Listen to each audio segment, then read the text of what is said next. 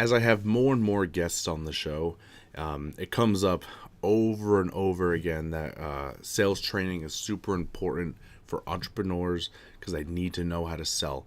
So in the description below, check out the L'Amour training program for the Gold Mine sales series. You get 25% off using the code NHBS25. So go check them out and get that training you need. Hello, everyone. Welcome back to the Hamster Business Show. My name is Chris Pashana, and today we're here with William Boylan of the Acupuncture Clinic of Bedford. Welcome to the show. Thanks for having me. Absolutely. Glad to be here. So let's get this all started. I want to know your history, your past, everything. History, well, I started acupuncture. I was in undergraduate school. I was studying, kind of going on the pre-med track. I wasn't sure if I wanted to do sports medicine. An acupuncturist came in to talk to us one day. Showed us a bunch of cool, alternative techniques of how to help somebody's back pain, and I had done something really stupid in the weight room. I think I hurt my shoulder or my back, something, minor, but it kind of carried over a little bit. Yeah. And I decided, I'm going to go check this guy out, see what he's all about.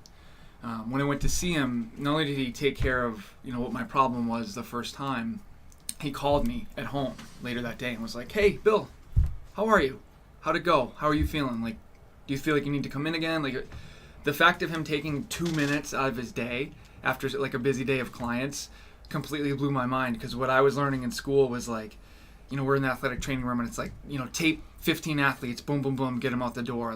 When you're doing an intake with a patient, it's oh, this is a person, get their vitals, get their blood pressure, get this and that. And it never sat well with me. So that turned that little light bulb off in my head where I was if I become an acupuncturist, I have time to talk and slow down and be a normal person. And I started just going to him, regularly and asking him about, what stuff I should study, what schools were around near us. And before I knew it, he just stopped one day and he was like, "Why don't you just go to acupuncture school? You seem like you're asking me a lot of questions." And I think I was just waiting for him to give me the confidence that I could do it. Yeah, and I was like, why don't I do that? And when I looked into it, there was a school down in Boston, New England School of Acupuncture. It checked out. I mean, there's not a lot of options, so I probably would have gone anywhere. But I was like, oh, it's oldest school in the country. They look like they have a good program. They're affiliated with Tufts. All this stuff. Yeah. All the boxes were checked. And before I knew it, I was changing my major and taking as much anatomy and physiology stuff as I could, and the rest is history. That's pretty good. Yeah. So let's get a little bit deeper into what is acupuncture. Yeah, acupuncture. The way we look at it in the West. We think of acupuncture as needling the body along specific points. There's a little bit of confusion nowadays. There's something else called dry needling, which is a little thicker needles. You're needling motor points and trigger points for muscular injuries. The needling part is a portion of acupuncture and Chinese medicine. Chinese medicine is this system of looking at the body that includes diet. It includes herbs. It includes exercise, things like, Qigong, Tai Chi. It also includes acupuncture, and then to a certain extent, kind of like breath work, meditation. So acupuncture is sort of one limb or one branch or one leg of the table of Chinese medicine. Essentially what we're doing is when we go to school, we learn, there's different meridians on the body. Mm-hmm. Depending on what the person has going on, you would want to stimulate certain points to kind of bring them back into balance. From nowadays, from a Western standpoint, if you look at an acupuncture chart, a lot of times those acupuncture points are near clusters of nerves. So usually what we're doing is improving circulation and blood flow to recover from injury. And big picture, I look at it as acupuncture is getting your body out of that sort of fight or flight mode that we get into when your nervous system's ramped up, whether it's injury, stress, day-to-day, just traffic, sitting, you get kind of elevated cortisol, you're not breathing well. Acupuncture kind of gets you into more of a parasympathetic. So I think going from fight or flight into rest and recovery is a big portion of what's happening when someone gets treated, and usually you feel a lot better a couple sessions in. Yeah. Did that answer your question? Yeah. I went off on No, it's fine, because I have very little experience with acupuncture. Yeah. I remember when I was overseas once, and my bunkmate just had the worst blood pressure you could imagine, and it was he couldn't sleep. He could sit there and just feel his heartbeat, and he was oh, it's crazy. So they had they decided to try acupuncture, and they put a couple points in on his ear, and like it just stopped, and he was like, "Oh my god, that feels so good." Yeah, and so it was pretty crazy. Yeah. That, especially like in that like a deployed situation, or I just see a lot of vets when they come back home, even if like we have this idea of PTSD is this, and it's not that. It's even if you're just elevated in, you know, that heightened state of awareness for a long time, your brain kind of gets on a loop where you're heightened and you're aware all the time. So pretty much, you know, what I find a value for acupuncture in that sense is, yeah, there's these cool points in your ear. They're thought to be connected to your brain chemistry, and they just help counterbalance when you're having that huge adrenaline or cortisol dump. A couple of boom, boom, boom, stimulate the points. Your body's like, oh, okay, we turned off that switch. Like we don't need that pump to go right now, and you just feel better. Yeah. It's cool to hear. Yeah. Yeah, it was really cool to see too. Just someone who's been complaining about it for months, and literally they did it, and he felt fine like moments later. It was pretty cool. It's like a party trick sometimes, because there's points that do that, or there's like the headache point that everyone kind of learns when you're in like 5th grade, and like, oh, if you have a headache, you know, push on this point on your hand and find which one hurts better. And I end up getting asked all the time if someone knows I'm an acupuncturist, like, oh, do that thing, like I have a headache, or can you press on that point? And you feel like a magician, like, not in a good way, like the awkward way, like everyone gathers around you and they expect you to like push on something and fix it, but it's kind of cool when it like works. When it actually does. Yeah, then you're like, okay, like I just want to go not be an acupuncturist right now. But. Yeah, it's kind of funny. So there is a lot of needles involved with this, and it always does that bother you, or in the beginning did that worry you at all? For me getting treated, it didn't bug me. I think my perception of it before I got acupuncture was like you see on TV, where usually the acupuncture is kind of not a joke thing, but you'll see like someone goes in and they get like needles like head to toe, and they're covered like a porcupine, and that's what I thought it would be. And I find not only was my experience way different, but the longer and longer I practice, the fewer and fewer points I have to treat per session. I kind of use the analogy of you know, if you're a chef and you're just starting out and you're making soup, you'd probably be like, oh, you know, I just learned in chef school that like this herb goes with that, and you're like, you want to like use all your tools and throw everything in, and then you hand someone this dish and they taste it, and it's like, wow, there's a lot going on here. Like that's a lot to take in. I kind of think the body's the same way. The more refined you can get in your points that you choose, the better your technique is. I do 4 point treatments sometimes, because the person will be so specific of, I have X, Y, and Z going on, and I have my little mental Rolodex of what points do what, and I want to choose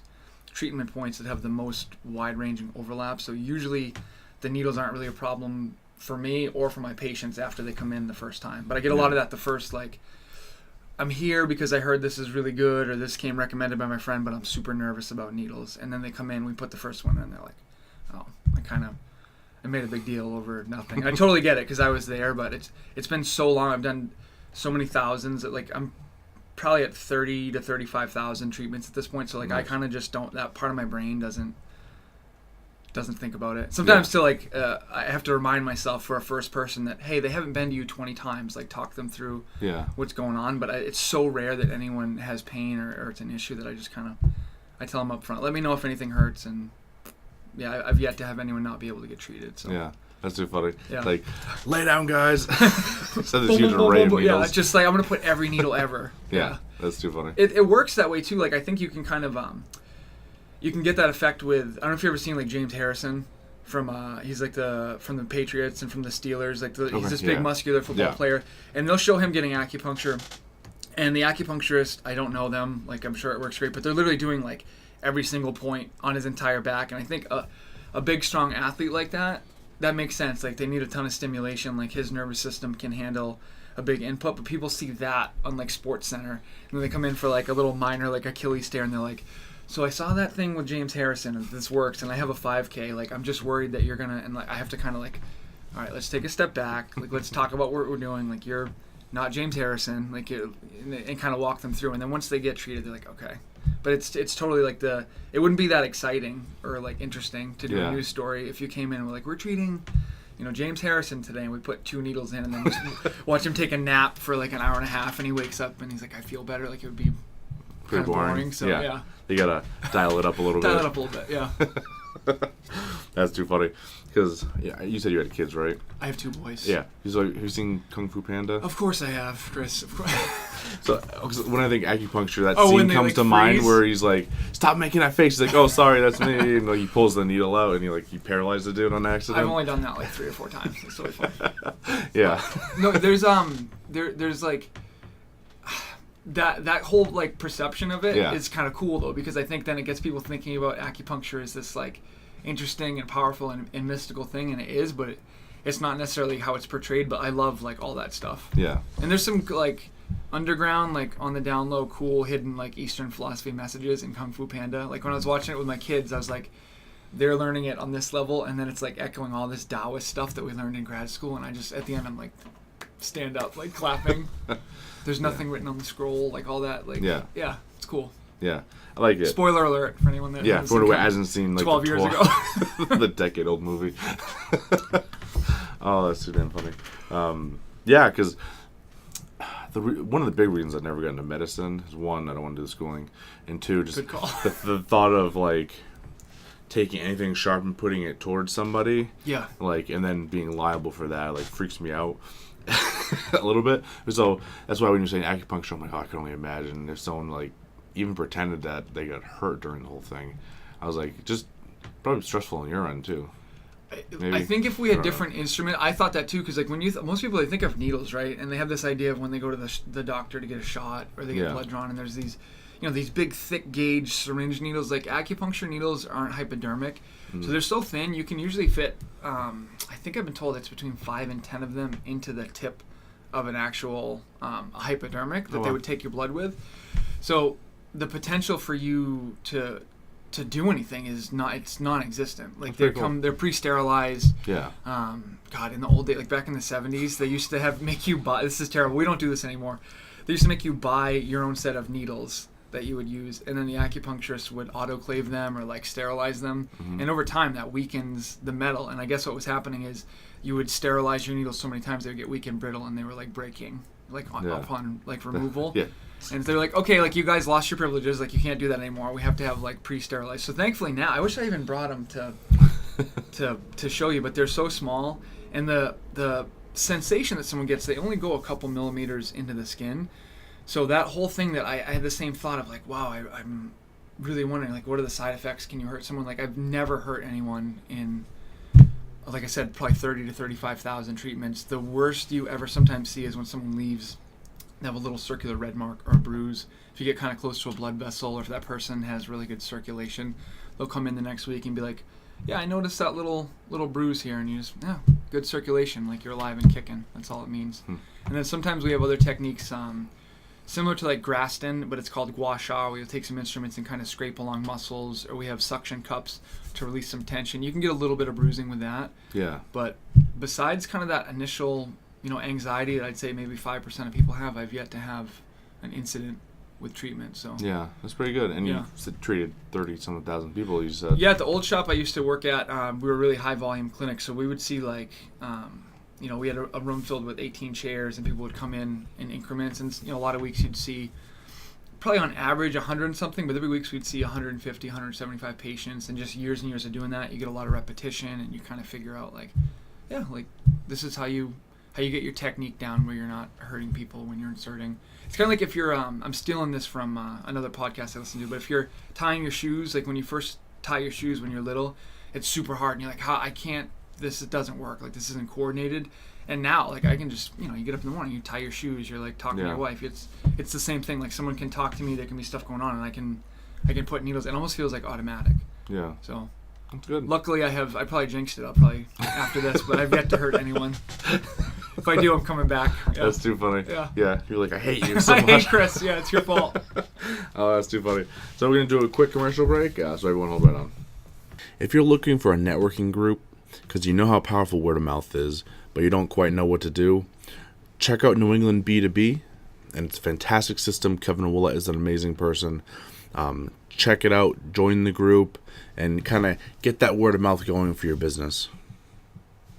Funnel is the big word that's being thrown around right now by everybody. But if you need the system to catch clients and catch leads from social media without you actively having to go out and work, you need a funnel to help set it all up.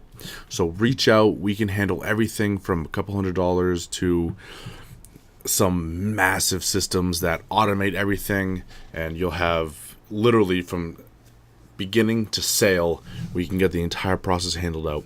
So reach out, check in the description below for Funnels by Kiara, and we will get you set up. You had mentioned cupping, I think, in there a little bit. Yeah. So is that something you do at your clinic as well, or do you just focus on acupuncture? Cupping is kind of an adjunct, so I do a lot of cupping and Gua Sha, which, again, Gua Sha and cupping are like two sides of the same coin. It's kind of for, you want to go to a chiropractor, you want to go to a craniosacral, you want to see your DO for structural work, but there are certain issues where, just getting circulation to an area isn't quite what you need, so cupping can actually kind of get in there and kind of break up some of that scar tissue, remove some adhesions, and get the tissues kind of released in a different way than you can with needles. So I wouldn't say I don't focus on it, but it's if at my shop, if someone needs cupping or Gua Sha, or even we have what's called Moxa heat therapy, I have tools like where I make sure I include that as part of what I do. Yeah. There's acupuncture clinics that don't, where they do what's just called distal needling. That works great too. There's other shops where they only do the soft tissue side, like it's called Tuina. Like they're all kind of different sides of the same coin. Yeah. I just kind of take whatever tools I feel like I'm good at, and when you come to see me, you're going to get whatever you need. So, yeah, that's pretty cool. Because I've only seen cupping a couple of times, and it's pretty crazy looking. Did you see, like, they have two types, like, it's where there's glass cups and they pass, like, fire underneath it, and then they put it on someone's skin, and the reverse pressure will suck it in, or they have... Probably. I think that's probably the more common one I've seen. That you get style points for doing that. It's super cool, but, like, at my building, like, I don't want to set off the fire alarm, so it'd be really cool if I'm, like, doing this fire cupping, and then, like, they're, significant others watching, and then we get sprayed with water. So I have, like, the lame version, which is, like, they're these plastic cups with a valve in them, and you put this it's like a suction cup gun on top, and you suck the pressure up that way. Yeah. And every time I do it, I die a little bit inside because it's not fire cupping, but it's okay. I still get the job done. But so my kids think it's cool when they come to. If you guys ever come to the clinic and I can't find I have 2 sets of guns. It's because my boys come and help me clean on the weekends, and they usually get in a fight with the 2 guns. And then when someone comes in, like on Monday, I'm like, I'm gonna get you cupped, and I'll get the cups all set up, and then where are those guns? And usually it's, they've been discarded somewhere. One of the 2. Oh, that's so funny. So it looks cool, but not as cool as fire cupping. Or like Michael Phelps. A lot of people ask me about cupping because they've seen Michael Phelps during the Olympics. He's got the spots all over. That's from cupping. Yeah. Yeah. I don't know if you went to an acupuncture, so a lot of like PTs, chiros, massage do it too. But it's all good. If it works, I'm just happy people are getting cupped. Yeah. Yeah. That's very cool. Yeah. Yeah, and that's one that I've seen, like I said, I've seen pictures of it, but it's not as talked about until like someone famous does it, and all of a sudden they're like, "Oh, let's look at this because famous people are doing it." Well, Gwyneth Paltrow almost ruined it for like everyone because she got cupped and was doing that, and then she said a bunch of other things that like incited everyone, and all of a sudden everyone hated Gwyneth Paltrow, so it like became this like cupping and acupuncture is over here in this like strange like voodoo lane. Yeah. And then Michael Phelps and like I said, James Harrison, a bunch of athletes are now. A lot of CrossFit athletes are now kind of integrating this, with their Western treatments, and I think people are starting to realize it can be both. Like, there's nothing wrong with the traditional like Eastern Gwyneth Paltrow side of things. Like that works great. I'm totally happy that she's doing that, and there's nothing wrong with a more PT based like dry needling approach. Like they're all kind of doing the same thing. I just think. It's funny, like, when something gets exposed, there's all these people that love it, and then there's this reaction of, like, oh, that's so woo-woo and voodoo, I don't like that. And then we go all over here to the Michael Phelps side, and like, oh, that's great. And then people are like, well, we're missing the philosophy behind it. And it's like anything. It's a pendulum. It's going to swing back and forth. But I'm of the opinion, like, there's plenty of patience for acupuncturists. It's anyone that does any portion of what I do that's not an acupuncturist, I can see the value in it and that it exposes people. To our medicine, and eventually they come in to see me anyways. There's a whole different discussion we could talk about some other time about like why maybe acupuncture should be more protective of our medicine, and like I see that side too, but it's neat. I just like when someone's read like a BuzzFeed article about Michael Phelps and then they come in to see me. Like it's cool wherever you're at. Like I'm just glad that they came in. That they got to that they point. Got to me. Like it's planted the seed and they got to me eventually. So yeah. That's really cool. forget the point I was going to make there. Oh, Probably because I didn't answer your question. no, you did. It's fine. Because I sit down in front of so many businesses that I've run into. Massage is the big one. Yeah. Where, just what you were saying, there's almost like a spectrum of how into the philosophy do you get. Yep. Right. And because I've sat down with them who are serious, like Reiki, everything, and I sit down with massage therapists who are like very scientific about it, and they're like, no, I'm not into the Reiki stuff, I'm just into like the science portion of the whole thing. So it's fun to see, because every field, right, or every medical field there Yeah. seems to be, or alternative. yeah Yeah. and it's good. It's like, I like the alternative medicine as well, because I think traditionally Eastern medicine is I don't want to say better, but it conflicts differently with Western medicine. Yeah, there's definitely some things that, like, And I think you'd want to go for one over the other for. Yeah. I look at them as like complementary, but I totally get what you're saying. There's some people that you're just naturally, because of your personality or your experience with one or the other, like you'll gravitate towards Eastern medicine, especially if that fits your life philosophy, and if maybe you had not such a good experience Western. And I get it the other way too, where there's people that have gone to another acupuncturist and they'll meet me and they're like, you seem kind of different than the experience I had before. And it's like, well, acupuncture isn't bad. You maybe just didn't have the right philosophy for like your values and like what you're looking for. Like I always like use the like kind of idea of like, just be you, like be genuine and be yourself, and you're not going to be everyone's like cup of tea, and that's cool. Like the people who you're for will just find you. Yeah. It just takes a while, but yeah, you'll get there. Oh, that's pretty good. So people that want to reach out, find you, get in touch, how do they do it? We're on the World Wide Web at www.acupunctureclinicofbedford.com. Facebook is Acupuncture Clinic of Bedford. We're on Instagram at Acupuncture Clinic Bedford. I may have transposed those two. You'll find us. Email is William at acupunctureclinicofbedford.com. And the phone number to the shop is 603-488-5675. Awesome. Right on. Cool. Thanks for having me. Yeah, absolutely. Thank you so much for joining me. It was Appreciate fun. it. Yeah. Cool. Thanks, brother. Thank you guys so much for watching. We're going to roll with the last word from our sponsors, and everyone have a great day. I spilled coffee on your desk. Summer's almost here, everyone. It's a fantastic time to, be out there, not wearing a shirt, or, in my case, wearing as much clothing as possible, even though it's super hot outside, I'm sweating. So if you're in my situation, you're not quite comfortable with how you look, in a bathing suit, head into the description below and find the ideal health, and see how Stephanie can help change that for you. That's it for today, everyone, but it doesn't have to end there. Head over to iTunes, Stitcher, Google Play, or iHeartRadio to get more from New Hampshire's top entrepreneurs.